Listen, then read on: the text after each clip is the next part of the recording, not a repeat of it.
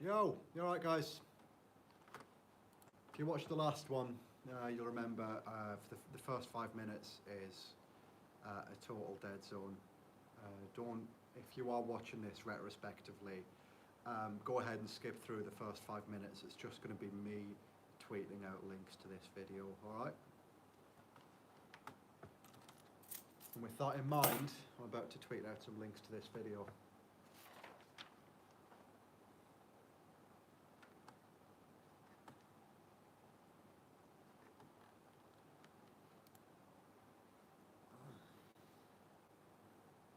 Hey, what's up, Vinny? How you doing?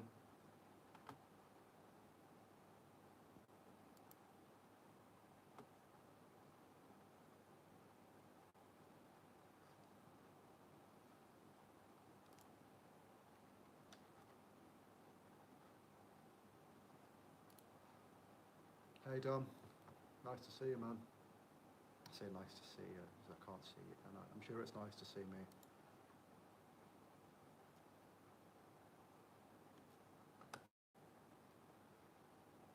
Really should have loaded up my Twitter and stuff like that before I started filming.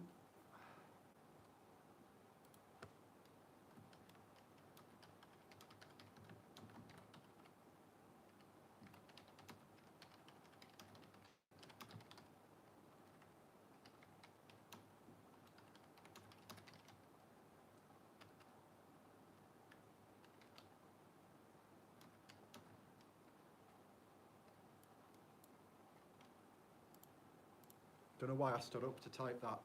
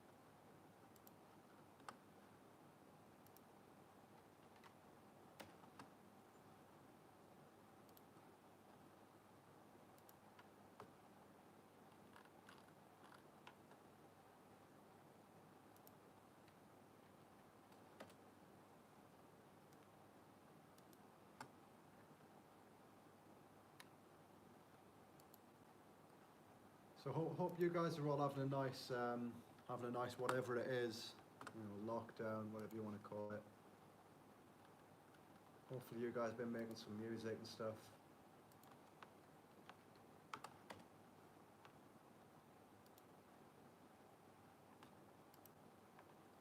Anyone been working on music?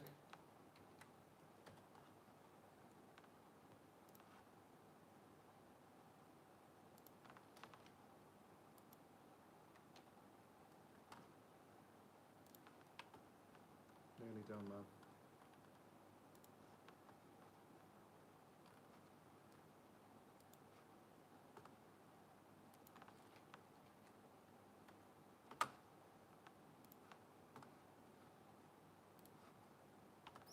I think that's it. Alright. Two more.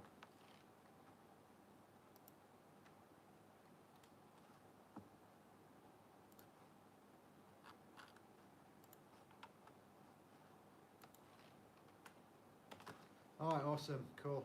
Do we have to take notes on this one as well?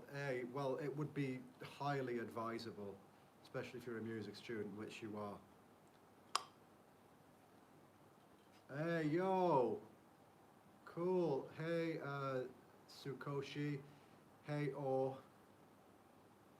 You guys doing good, yeah? I'm going to start up in like a minute, okay? I'm going to turn the heating off in here, it's well hot.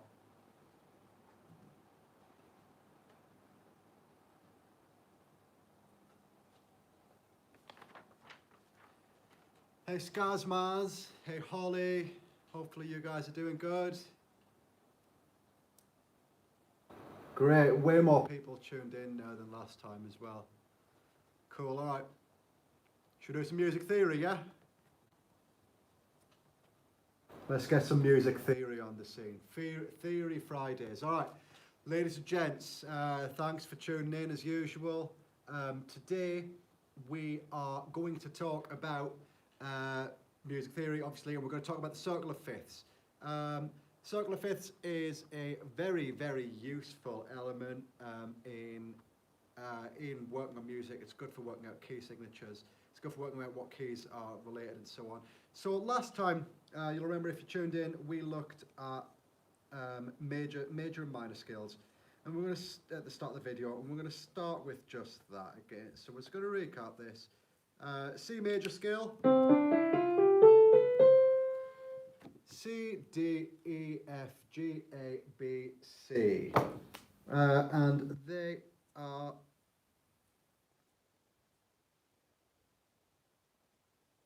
separated in this way: tone, tone, semitone, tone, tone, tone, semitone. I go on about this, but it's really, really vital stuff. Tom took some tiny terrapins to space. So let's look at working out some other key signatures. So the next related key signature, okay, is G. And let's use that pattern again. So we're going to start with G. Then we're going to go up a tone. Takes us to A. Tone again. So Tom took. Takes us to B. Some. Takes us to C. Semitone. Tiny. D. Terrapins. E. 2.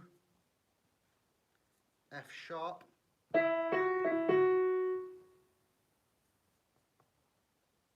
Space, and we're back home on G semitone. G scale looks like that, and you'll have noticed that it is very similar to the C major scale. The only difference is this one doesn't have an F; it has an F sharp, and that is the start of our circle of fifths. So we are going to start with, like I said, this is for figuring out what keys are closely related to each other and figuring out what key a piece of music is in. When you see a number of sharps and flats, or sharps or flats rather, at the start of a piece of music, it's called a key signature. And you can use this to figure out what key something is in. So we're going to start with the key of C, which we've already done. We've worked out the notes for that. And when we are working up to the right, we are working in fifths, okay? So the next key is G in the circle of fifths. This key has only one note different from C, which is the F sharp, okay? And like I said, it's the circle of fifths. So we're going to move up a fifth. If you didn't already know, a fifth is 7 semitones. Semitone is an interval of one note. Okay, so I'm going to go C plus 1, 2, 3, 4, 5, 6, 7. So the fifth of the key of C is G. So we're going to work up the way in fifths. I'm going to write that down for you there. Now, if you remember, I'm sorry about my handwriting, it's not going to change, okay? You're going to have to live with it. If you remember then, that G had one sharp, which is F. So the G had one sharp, which is F. Okay, so now, go to work up to the next related key. So, we just do the same thing again. We start on G. We could do it in semitones, or we could do it by scale degrees. There it is in scale or semitones. 1, 2, 3, 4, 5, 6, 7. Takes us to a D note. And then we're going to add another sharp every time. So the D has 2 sharps. And if I play the D major scale, D, tone, tone, semitone, tone, tone, tone, semitone. The other sharp was C sharp.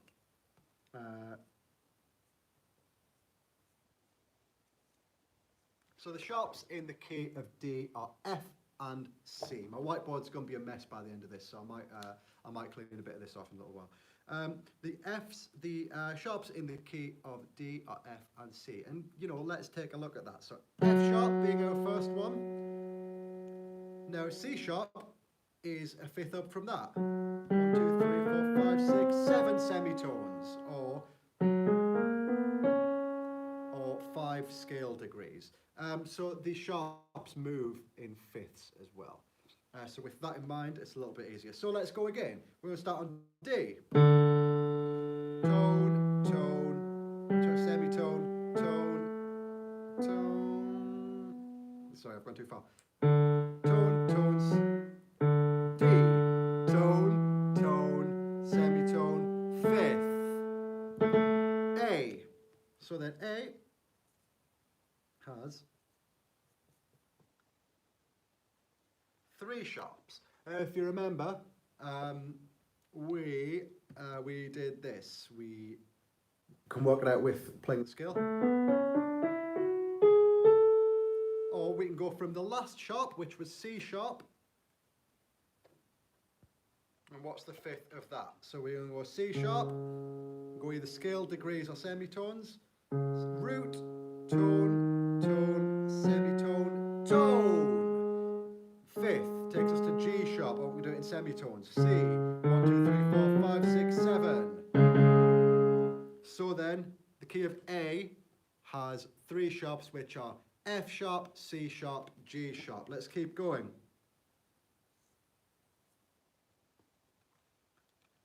So we're going to go. We'll do it in scale degrees, and we'll do it in semitones. Root, tone, tone, semitone, fifth. Or semitones. 1, 2, 3, 4, 5, 6, 7. Next key in our circle of fifths is E, which would be then 4 sharps. And our most recent sharp was G sharp, so let's do the fifth up from that as well. Do it semitones first. 1, 2, 3, 4, 5, 6, 7. D sharp. So the sharps in the key of E are F sharp, C sharp, G sharp, D sharp. Let's go one more. Hopefully you guys are figuring this out. If you have an instrument with you, by all means, do it along with me. So I'm going to go in scale degrees this time rather than semitones. So from E, root, tone, tone, semitone, fifth. I have landed on B. And so that then is 5 sharps. Now, look at the piano. There's 5 black keys here that are just repeated. There's a group of 3 and there's the group of 2. So I don't need to explain, and I don't think we need to figure out what these sharps are, because it's all of them. So the key of B has got every black key. There you go. All right. There's one right here that is right in the middle, but I'm not going to touch upon that just yet. We are going to go the other way now. When we work to the left, we are working in fourths, and we're using flats. So I'm going to go C. A fourth is 5 semitones, or 4 scale degrees. So 1, 2, 3, 4. Or 1, 2, 3, 4, 5. So the fourth in the key of C is F. And that has got 1. That's got 1 flat. Now let's just play that scale so we know what it is.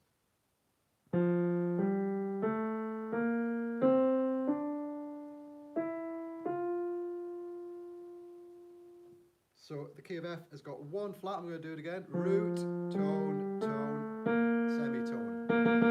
So F has a B flat in it.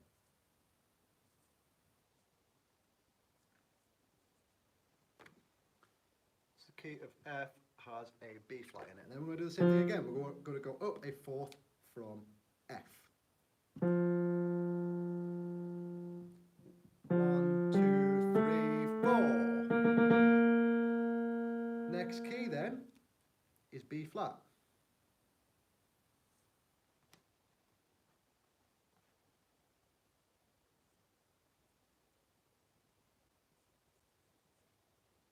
So our next key is B flat. And again, let's tidy this up a little bit. Again, let's just work out the notes in that key of B flat. Obviously, it's got a B flat, that's the root of the key. Sorry. 1, 2, 3, 4. E flat. So B flat rather, has got two flats, which are B and E. Are both flats. Cool, and again, so we start on B here, and again, the flats are moving in fourths. So E is the fourth of B. Let me just demonstrate. 1, 2, 3, 4, or 5 semitones. 1, 2, 3, 4, 5. So again, we are going to be moving in flats now. Right, so then B flat plus 4 scale degrees is the next key. Makes sense? What do you mean, my laptop? Oh, cheers, thank you. How long's it been like that? So our next key is E flat. So we're going to go from B flat, 4 scale degrees or 5 semitones. 1, 2, 3, 4. E flat. So then we know that the flats in this key. Remember, we're going to move up in fourths. Okay. So we've already got B and E. Let's move up a fourth from E. 5 semitones. 1, 2, 3, 4, 5. A. So key of E flat is B, E, and A. Next one, let's go from E flat. We'll do it in scale degrees this time. Whoa! We'll do it in scale degrees this time. 1, 2, 3, 4. A flat. Now, you should have already saw that coming because it is the last, it's the most recent flat that's been added to the key. And this is really good for working out what the notes are in each key signature. It's really useful, actually, to be able to just visualize a piano keyboard at any point, because you can wheel this stuff out in an exam to figure out what a key is, you know. Even if you've not got them all memorized, you can kind of visualize a keyboard and play it with your mind. Okay, cool. So next flat in this one then, fourth up from A. 1, 2, 3, 4, 5 semitones, it's D.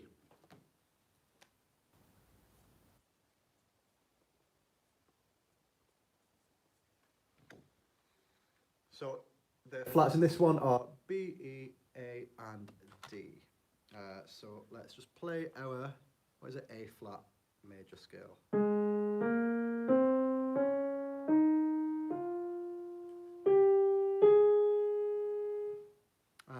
And again, I'm not much of a piano player. I don't think I've ever played an A flat major scale on a piano, but you know, it's easy enough. Certainly when you have got the pattern of semitones and tones and what have you in your head. Right, by the way, if you're a guitarist, a very easy way of working out a fourth is just think of one of your first 4 strings, or if you're a bassist, you know, just one of your strings, and it's the next string down, as in gravity-wise down from it, not pitch-wise down from it. That is that is a fourth. So for instance, like, I don't know if this is in tune.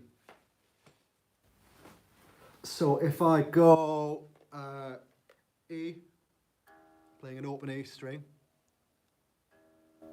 a fourth up from that is A, open A string, and that applies to any fret. So I go G note, I know that C note is a fourth up from that, and it works inversely the other way. So if you go up gravity-wise rather than pitch-wise, so A,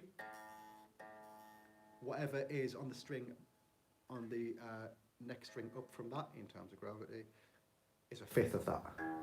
So A, go down a string, E, so E is the fifth of A. And again, same anywhere, let's go D sharp, A sharp. I really should have used the acoustic for that. There's one right behind me, sorry guys. Alright. Anyway, so we were talking about the circle of fifths. I've lost my pen now. Oh, here it is. We were talking about the circle of fifths. So you should have figured out by now then, most recent sharp that we have added to the circle was a D. So the next key is going to be D flat. And again, we move up a fourth, so D flat.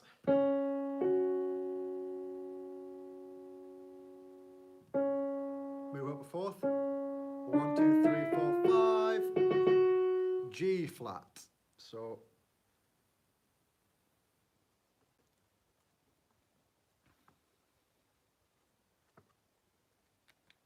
that's 5 flats, including. There you go. God, that's bad handwriting, isn't it? You can kind of see that says G. So that's 5 flats, B, E, A, D, G. So we are now right at the edge here. I'm going to scrub out a lot of this stuff now. We are now right at the edge here because remember when we were doing the fifths and the sharps going the other way, we got to the point where we ran out. Well, no, we didn't run out, but we hit 5. So I'll just write on here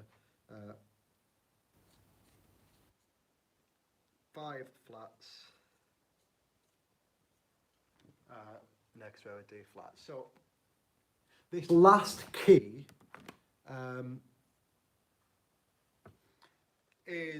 it uses 6 flats. So you might be thinking like, oh, how is that possible? There's only or 6 sharps. There's only 5 black keys on a piano. So we need to understand enharmonics and how stuff is written to get our head around this. So the next key again, I'll just go up a fourth from here. It's D flat, 5 semitones, 1, 2, 3, 4, 5. It is G flat or F sharp, and I've totally run out of room here. Ugh. I've totally run out of room here, so I'm going to move this to the other side of the whiteboard. Okay. Now you know what? I'll just do it in this area in the centre here. So it's G flat or F sharp. I'll just do it as F sharp, okay? So let's work out the major scale here. F sharp, G sharp, A sharp, B, C sharp, D sharp, F sharp. So therein lies the problem. There is both an F and an F sharp. So when it is written, you would need to write a whole bunch of accidentals, which are a symbol that tells you that that note that you're meant to be playing as a sharp in this key signature, do it as a natural, or rather than playing an F sharp, play an F just this once. And you'd end off having to write loads and loads of them. So for instance, something like this would would have to have a sharp and then a natural, then a sharp, then a natural symbol every time. It'd be quite time consuming to write. It's also a bit confusing to write like that as well, to see all these notes just all on the one line. So I'm just going to go through those notes again. So we've got F sharp, G sharp, A sharp, B, C sharp, D, F, F sharp. So there's already an F sharp in this, but what there is not is an E. There is not any type of an E in this. So the F, which is one semitone up from E, is written as an E sharp. So in other words, sharps are not just black keys. A sharp, to sharpen something is to move it up by one semitone. So in the key of F sharp, Fs are written as E sharps, which might be somewhat confusing, but it does, looking at it, it does make more sense to play. The main thing that you need to get out of, to kind of understand that, is the idea of thinking that sharps and flats are just black keys, which they aren't necessarily. I and pretty much everyone else teaches it that way, really, at key stage 3, you know, year 7 up until year 9, purely because, well, it's just took me 26 minutes and 30 seconds to get to this point. You know, I've got an audience of 10 interested students here. It's a bit more difficult to do that with 30 12-year-olds, you know what I'm saying? So it's kind of out of convenience that is taught, but yeah, you know now anyway. Yeah, cool. All right. So we've covered major keys. Well, what about minor keys? Well, that's really straightforward. Take your major key center. We'll start on C. And to find out the relative minor, so the notes in C are C, D, E, F, G, A, B, C. Relative minor is the same as a major key, but with a different starting point. It starts on the 6th of the scale. So I'm going to go C, and I'm going to move down 3 semitones. 1, 2, sorry, C, 1, 2, 3. Takes me to A. So the relative minor of C is A minor. You'll remember I just reeled off the notes in C. I didn't say any sharps. I just said all C, D, E, F, G, A, B, C. Now we're going to start on A. A, B, C, D, E, F, G, A. It's the same notes, no sharps, no flats. It's just got a different starting point. I'll do a couple more. I'll do one more of these, in fact, because, you know, it isn't rocket science. So then, start on G. Move down 3 again. 1, 2, 3. So we know the relative minor of G is E minor. And I could go through that whole circle, but I don't think you realistically need me to do that. So, the point of this stuff, there's a couple of very useful applications of this. The first is if you do not know what key something is in, but you have got written in front of you at the start of the score a number of sharps and flats, well, you can work it out using a circle of fifths. For a while, I encourage students to write a circle of fifths in an exam situation so they can use it, but it's maybe a bit time consuming. But you should be able to get to the point where you can just do this in your mind anyway. The second very useful application of this is, cheers, CB, always a pleasure. The second very useful application of the circle of fifths is figuring out what keys are closely linked. If you remember, last week I was playing the 4-chord sequence and did a modulation, that's a key change from C to G, which was easy to do because they have got only one note different between them. And again, D is a fairly easy key to change to from C on account of there are only 2 notes different between them. So if you're planning on including a key change in your work, you can use this to see what keys are going to kind of be less jarring to switch to and more comfortable to switch to. Obviously, the most unrelated key then between C would be F sharp. And if we, let's play those two notes together. Tritone. C, 1, 2, 3, 4, 5, 6. Tritone, which I spoke about in last week's video as well. Very uncomfortable interval, but also a very, very useful interval to use in your music to create moments of temporary dissonance while you switch to a new key or whatever it is. Cool. So that's the how to construct the circle of fifths. That's the uses of it. It's really useful when you're analysing music as well. You can kind of figure out how certain key changes have been done, because you are never going to, you're very unlikely to write something that has not been written before musically, and that's a very liberating thing to find out, that you're unlikely to ever have an original idea musically. And when you realise that, you can accept that, okay, well, I can steal this idea from here, I can steal this idea from there, or whatever. So it's really good for analysing music and looking at how certain key changes or things like that, or certain tonality has been achieved in it. And this is one of the really useful tools you can have when you're doing that.